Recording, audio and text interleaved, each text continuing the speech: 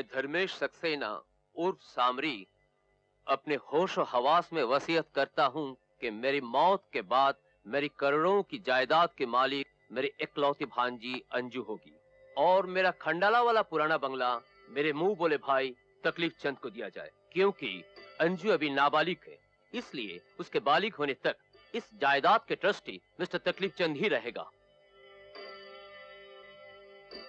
खुदा न खास्ता इस दौरान अगर अंजू को कुछ हो जाए तो सारी जायदाद का मुख्तार तकलीफ चंद होगा। ओहो, इन सब चीजों की क्या जरूरत है भाई साहब? भगवान करे आपकी उम्र चांद सितारों से भी ज्यादा लंबी हो। आप बिल्कुल ठीक हो जाएंगे भाई साहब। आए भाई साहब, आज से आपकी देखभाल मैं खुद करूंगा। वक्त से खाना, वक्त से सोना और वक्त से सैर करना होगा। हाँ।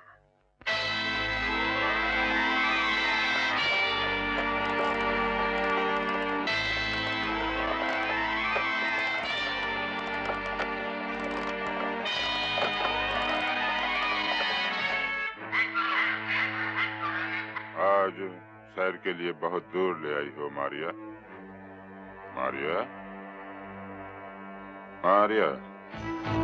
इसके बाद की सैर मैं तुम्हें करवाऊंगा।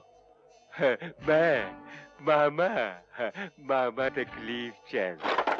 लो, इस पर दस्तखत कर दो। क्या है ये? मेरी बनाई हुई वसीयत। इसके मुताबिक तुम्हारी जायदाद की एक एक पाई का हकदार सिर्फ मैं हूँ। मैं मर जाऊंगा, लेकिन इस पर दस्तखत नहीं करूंगा। तुम मरोगे, जरूर मरोगे। लेकिन दस्तखत करने के बाद। Hello, inspector Baldev speaking. क्या? झील में लाश?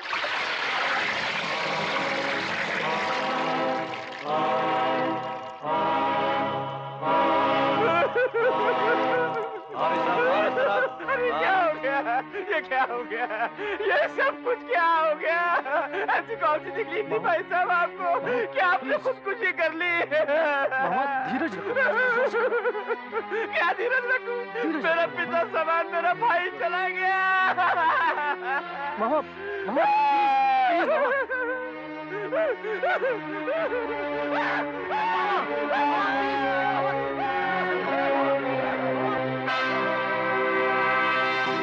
इतनी ऊंचाई से गिरकर किसी का बचना नामुमकिन है इंस्पेक्टर साहब। आप? प्रोफेसर चैटर्जी, सामरी का खास दोस्त। इंस्पेक्टर साहब, मेरे आका की आखिरी ख्वाहिश थी कि उन्हें जलाया न जाए, दफनाया जाए। पुलिस की अकल की दाद देता हूँ। सामरी के खून को एक्सीडेंट समझकर केस को बंद कर दिया। अरे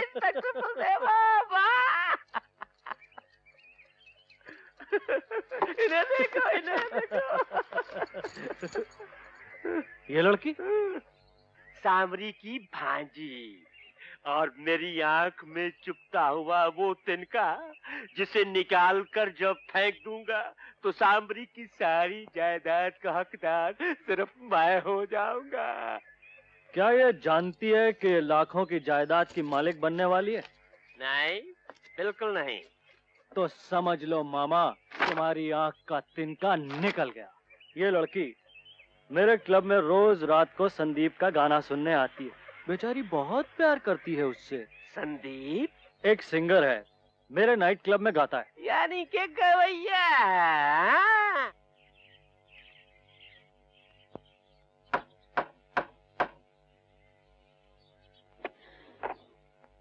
हेलो।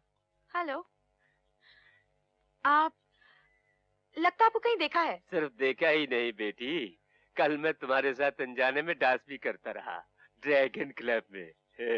मेरा नाम तकलीफ चंद है, मामा तकलीफ चंद। जब ये पैदा हुए थे तो इनकी माँ को बहुत ये इनको तो तुम जानती हो बेटी, ये खन्ना साहब है, ड्रैगन क्लब के मालिक। अरे प्रोफेसर साहब, खन्ना साहब, आप यहाँ कैसे? हाय संदीप, हाय मामा, तकलीफ चंद को अंजू जी से मिलना था, मैं घर दिखाने चला आया। नमस्ते मामा जी, आइए नमस्कार। आइए आइए मामा जी। अरे भाई बहुत बढ़िया मकान है। अंजू जी, शायद आपको नहीं मालूम होगा, मामा तकलीफ चंद दूर के रिश्ते में सचमुच आपके मामा लगते हैं। हाँ बेटी, मेरे मामा? मैं तुम्हारे चाचा धर्मेश सक्सेना उर्फ सामरी का भाई हूँ। तुम्हारे मामा तुम्हारे लिए खबर लाए हैं। खबर अच्छी भी है और बुरी भी। मैं समझी नहीं। मैं समझाता हूँ बेटी। तुम्हारे चाचा सामरी अब इस दुनिया में नहीं रहे। क्या? मरते वक्त उन्होंने एक वसीयत की थी, जिसके मुताबिक अब उनकी करोड़ों की जायदाद की मालिक सिर्फ आप हैं। मैं? जी हाँ, लेकिन अभी नहीं, जब तुम बालिग हो जाओगी, मैंने बड़ो हो जाबे। हाँ बेटी, मैं चाहता हूँ बेटी कि थोड़े दिनों के लिए तुम अपने चाचा सामरी की हवेली पर जाकर रहो।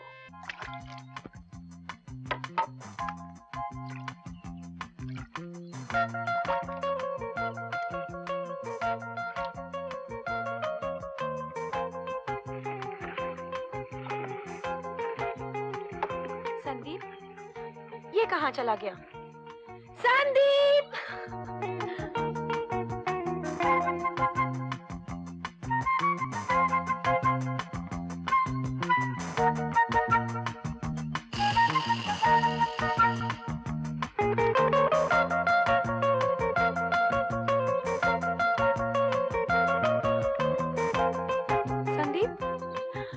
संदीप, क्या हुआ? अंजू, जिंदगी ख्वाबों के आसमान पर नहीं, हकीकत के जमीन पर पलती है। हाँ? और हकीकत यह है कि चंद ही दिनों में तुम करोड़पति बन जाओगी और मैं।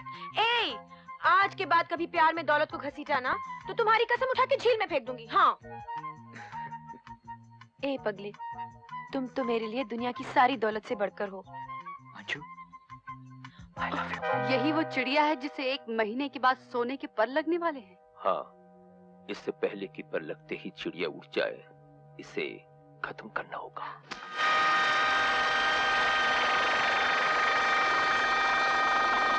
प्रोफेसर, तुम मारिया को लेकर फौरन सामरी की हवेली चले जाओ। हम अंजू को वहां भेजने का बंदोबस्त करते हैं। अंजू को मारने के लिए उस वीरान हवेली से बेहतर जगह हो ही नहीं सकती। लेकिन अंजू वहाँ अकेली नहीं जाएगी, उसके साथ वो साला चिड़िया का गुलाम संदीप भी जाएगा।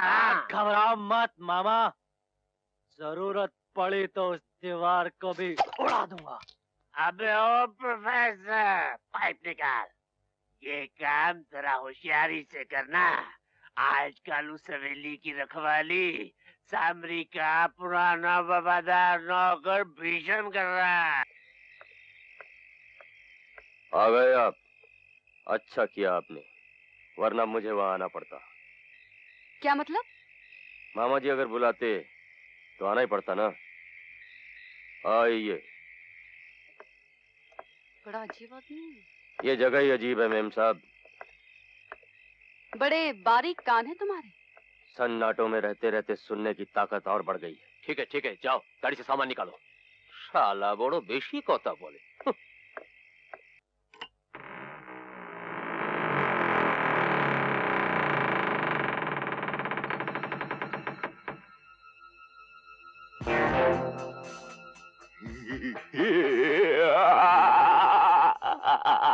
कौन हो तुम? चंगेज खान उर्फ स्टार ट्रेक। चंगेज खान, यहाँ का बावर्ची। चंगेज खान, बोलो भाईजान। ये हमारे मेहमान हैं। इन्हें किसी किस्म की तकलीफ न होने पाए, और याद रहे मेहमान सिर्फ चंद रोज के लिए होते हैं। मालूम है, मालूम है, मालूम है।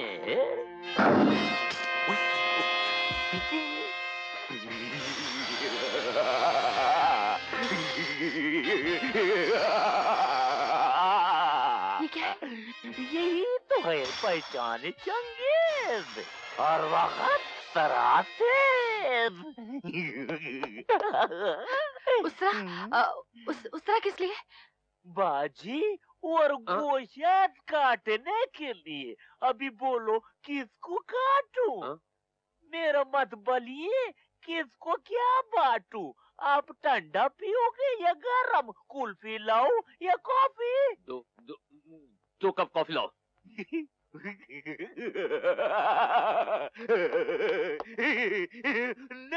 कॉफी। इन पागलों के बीच हम कैसे रहेंगे? ओह गॉड! 1.5 करोड़ के लिए इंसान जहन्नम में भी रह सकता है। बना लाया।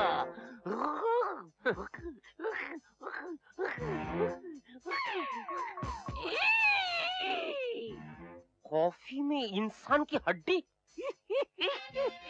ढीली हो गई ना चड्डी। अरे यार, ये इंसान का हड्डी नहीं है, ये कुत्ता का हड्डी है।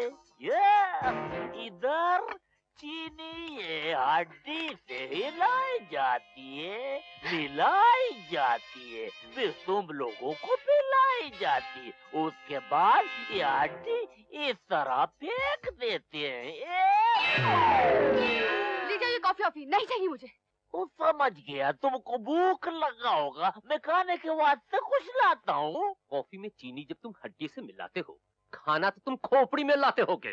वो कमाल है, वो तुमको कैसे मालूम है? हाँ, वो कुछ तुम तो बहुत होशियार है, तुम बहुत खुशबूदार है।